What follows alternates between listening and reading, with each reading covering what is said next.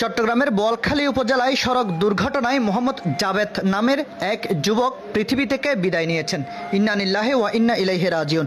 রবিবার সন্ধ্যা 6:30টার দিকে উপজেলার কদুরকিল চৌধুরীহাট পশ্চিমে জামতলা সংলগ্ন এলাকায় এ ঘটনা ঘটে।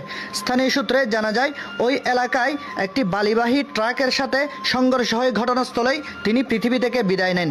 জাবেদ চরণদ্বীপ এলাকার ফকিরাকালীর মোহাম্মদ সেলিমের মেজ ছেলে বলে জানা যায়। দুর্ঘটনার পর এলাকায় শোকের ছায়া নেমে আসে। খবর পেয়ে আইনশৃঙ্খলা রক্ষাকারী বাহিনী ঘটনাস্থলে পৌঁছে পরিস্থিতি নিয়ন্ত্রণে আনেন এবং দুর্ঘটনার কারণ অনুসন্ধানে কাজ শুরু করেন।